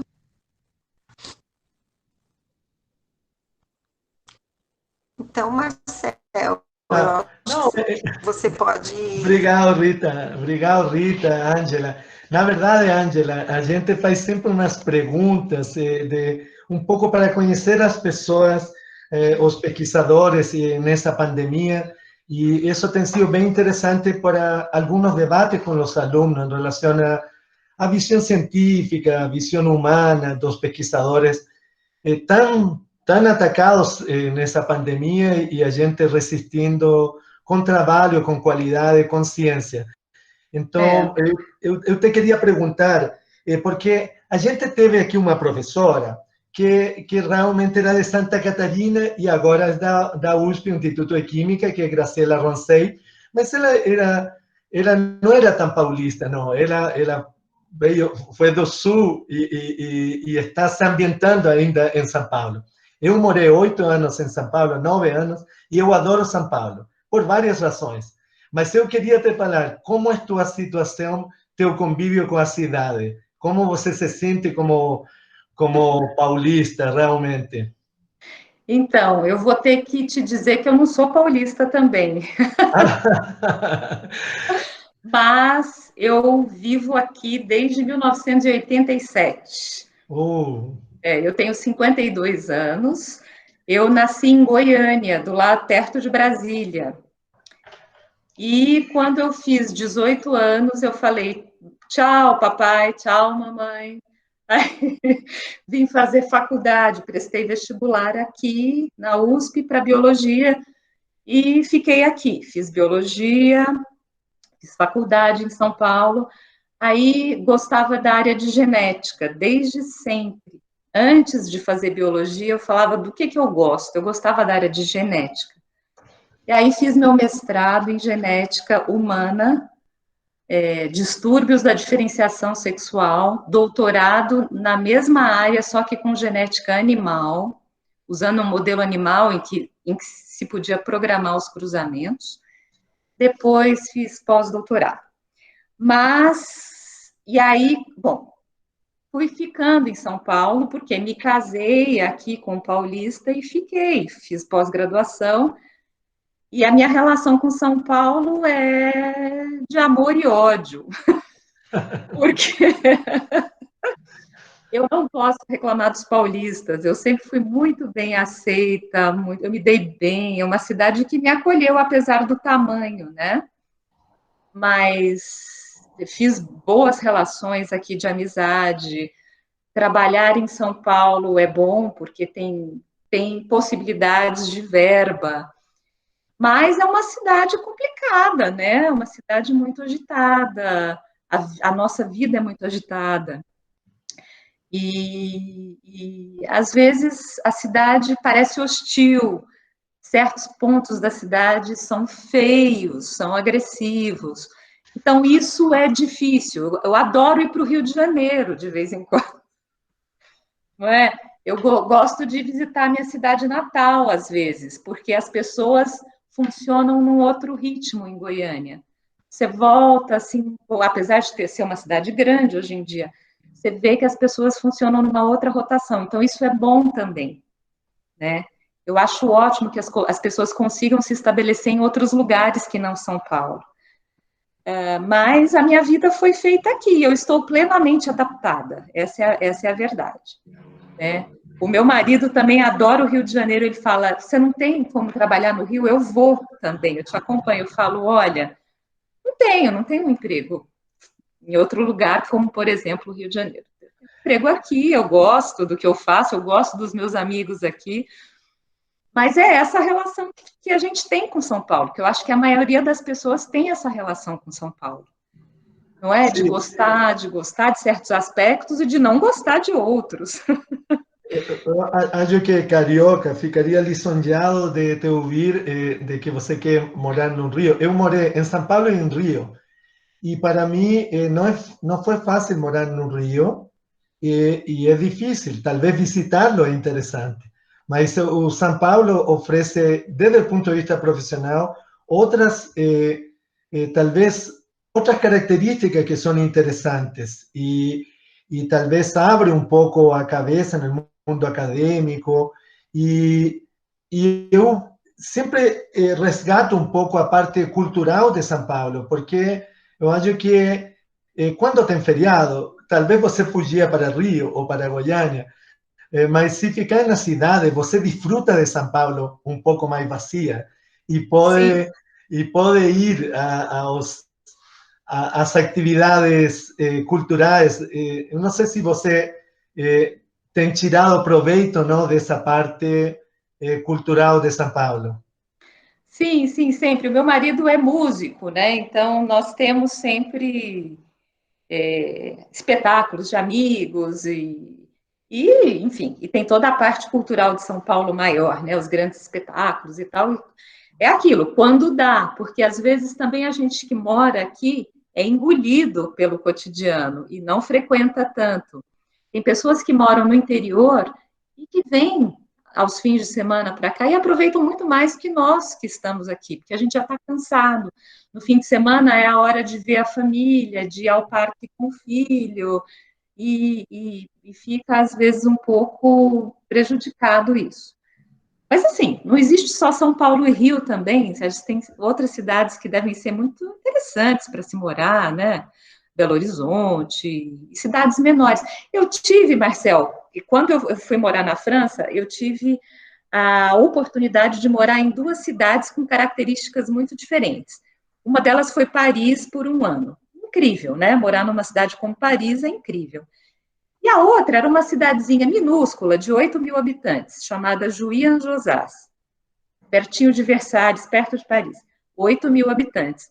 Fantástico também, porque ali só tinha estudante, pessoas da região, e uma feira no fim de semana onde todos iam. Foi ótimo. Assim, eu recomendo às pessoas que experimentem, se puderem, as diversas opções que aparecerem, porque de tudo a gente consegue tirar proveito, não é?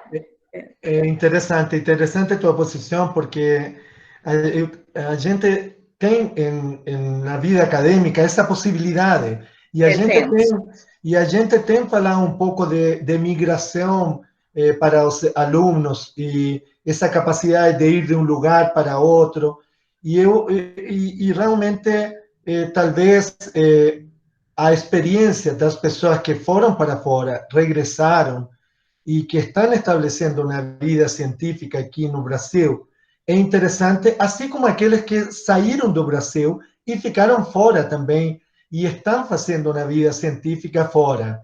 Então, assim, eu não sei se talvez, que recomendação você daria às pessoas? Como você está sentindo essa pandemia? Como é que está sentindo essa falta de recursos no país todo em ciência?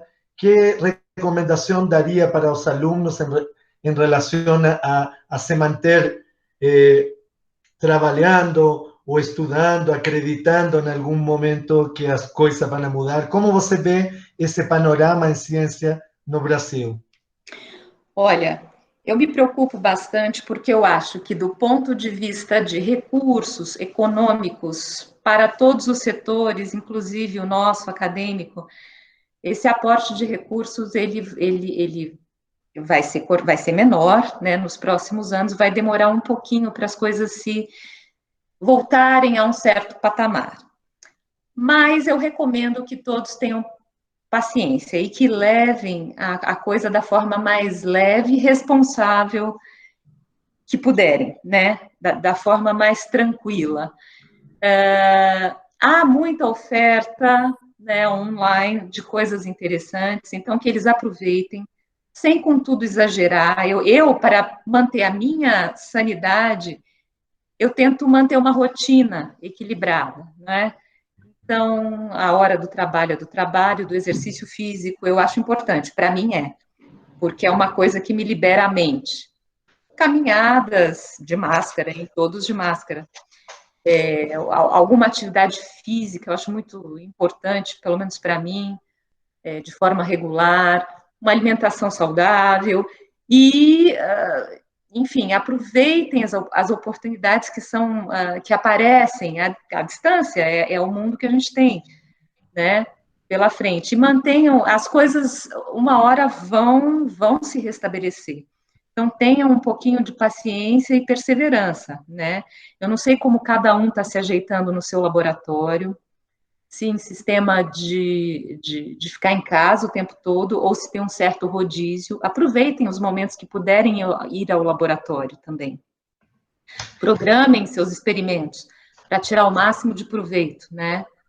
E dos poucos momentos que a gente pode estar presencialmente, né, no laboratório.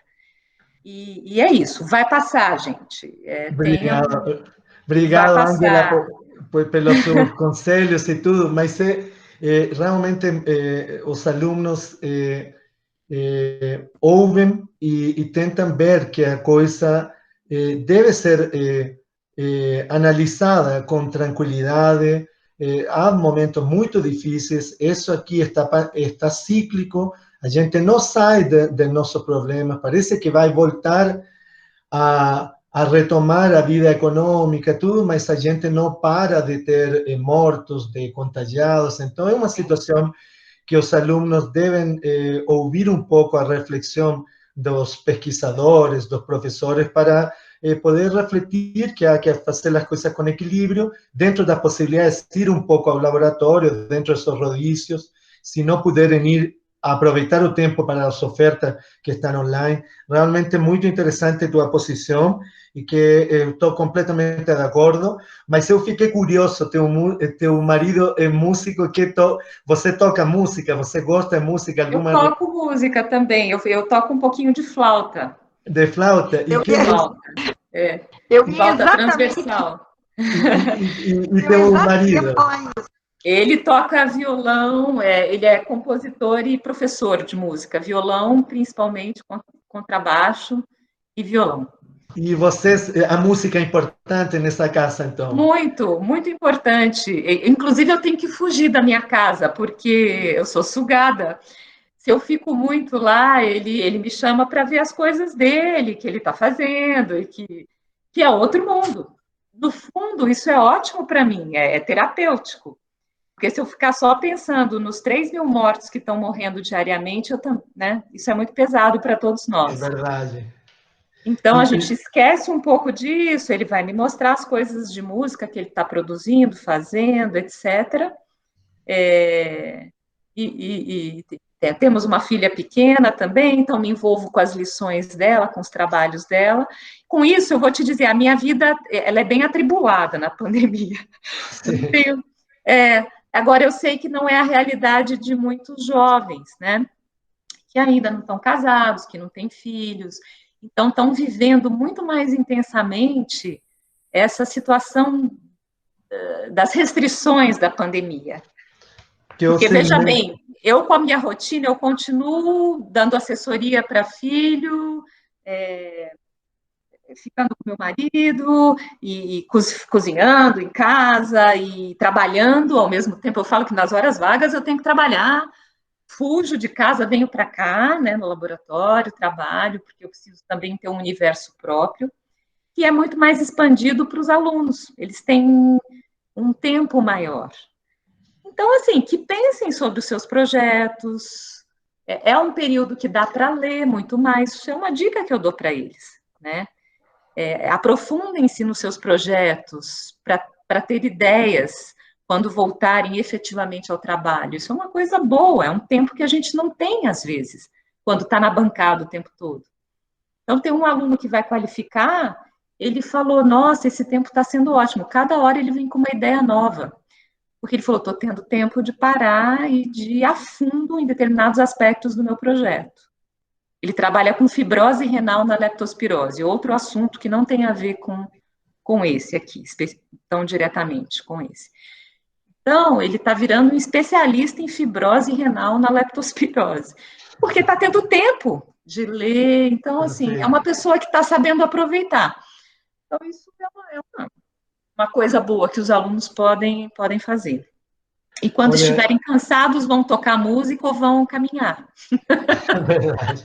Ângela, parece que tem uma mão levantada aí, não sei se alguém queria fazer.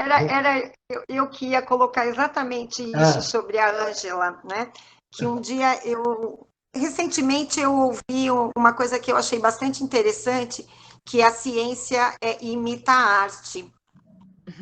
E aí a gente parar para pensar, né? Quanta né? E a gente, de maneira geral, que aprecia, tem a curiosidade, né, de fazer ciência, como as coisas funcionam, a gente meio fica, eu, pelo menos, embasbacada, né, parada, quando eu vejo alguma, ou música, ou apresentação de música, ou uma escultura, ou uma pintura, né? Então, eu ouvi essa frase de um cientista, o Siddhartha, né, que acho que vocês conhecem, ele é lá de Brasília, agora eu ouvi, acho que foi no Roda Viva, e eu achei tão interessante, isso me tocou tanto, e a Ângela reflete um pouco isso, porque eu já a vi tocando numa apresentação, e eu ia perguntar exatamente isso, Ângela, como que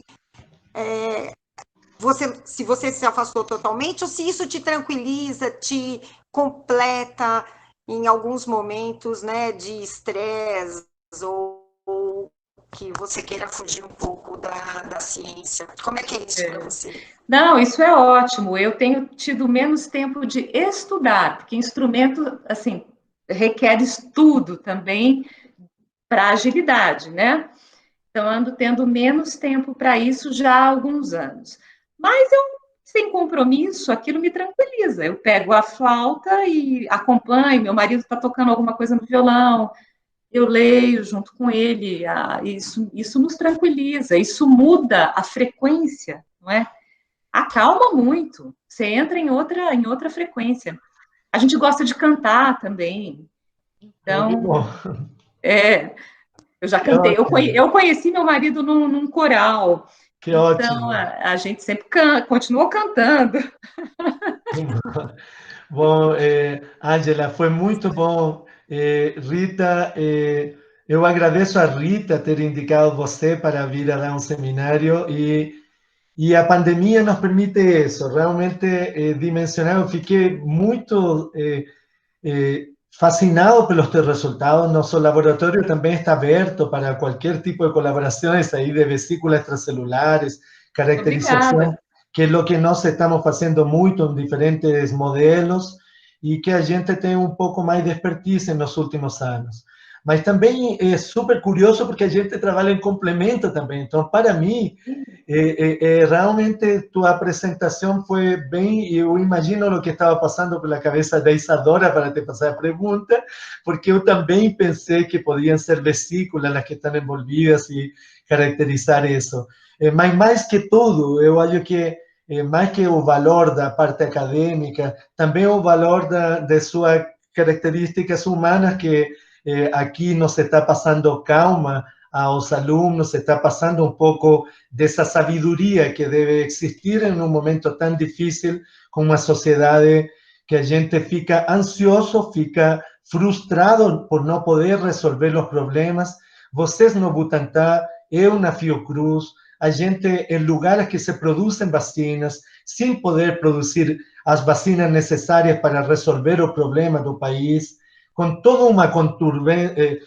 uma situação conturbada política e sem as medidas necessárias para poder acabar logo essa pandemia, é muito difícil nos manter calmos. Então, depoimentos como o teu, desse dia a dia, de levar as coisas com tranquilidade, de estudar, de ver a música, de caminhar, eu acho que são os melhores conselhos que podemos receber todos.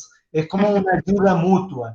E eu acho que nesse momento nós temos que a gente tem que se ajudar para resistir e sair logo dessa pandemia. Então, eu acho que a qualidade científica da tua apresentação e também teu depoimento de como você está levando essa situação foram muito interessantes e eu fico muito satisfeito, muito feliz pela Rita ter indicado. Eu já te conhecia fui a dar um seminário, você me fez perguntas pertinentes e inteligentes no seminário, eu já sabia de você e eu fiquei muito feliz e eu estou agora muito satisfeito pelo esse momento de ajuda, de tanto passar ciência como passar também um momento humano nessa pandemia. Eu agradeço a vocês duas a participação, Ângela, estou muito satisfeito e Rita, deixo para você acabar, já que você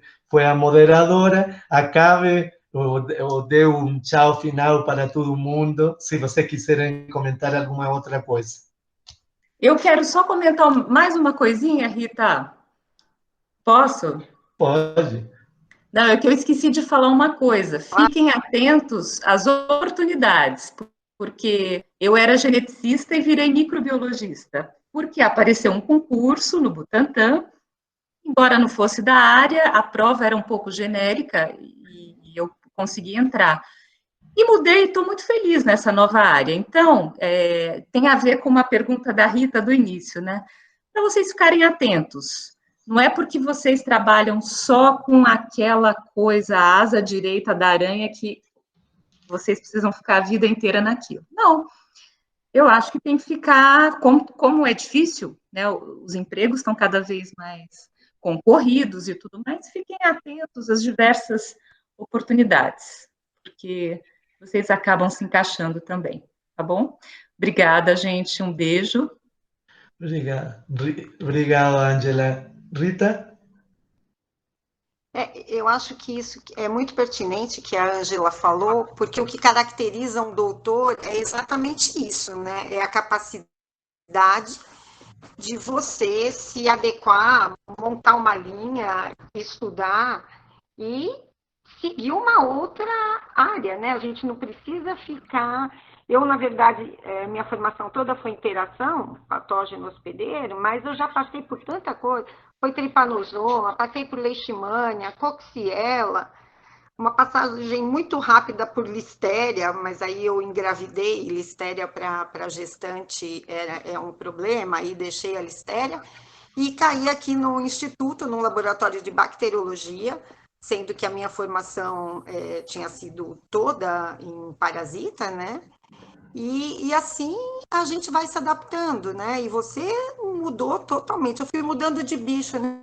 Eu costumo dizer que eu fui mudando o modelo, mas as perguntas, o olhar sempre foi interação com o hospedeiro, né? Mas o seu caso é genial que você tenha vindo de uma área tão diferente, né? E tenha se apropriado tanto, né? Esteja tão bem colocada, publicando e com ensaios e com resultados tão interessantes nessa área. Então, acho que você é um bom exemplo nesse momento, né, que a gente está vivendo para os alunos, né? Porque não a carência de vaga já existe, né? E para que eles sejam abertos, né?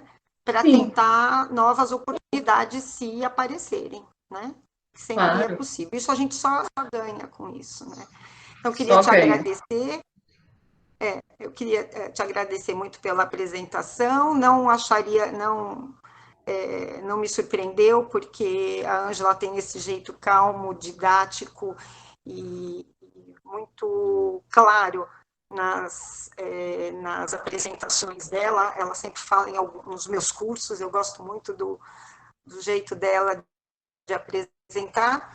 Além disso, além da calma, a Ângela é extremamente humilde como pessoa, de bom convívio, de um excelente convívio. Todo mundo gosta, todo mundo se aproxima para fazer alguma pergunta, ela está sempre pronta para responder, para colaborar, para tirar dúvidas.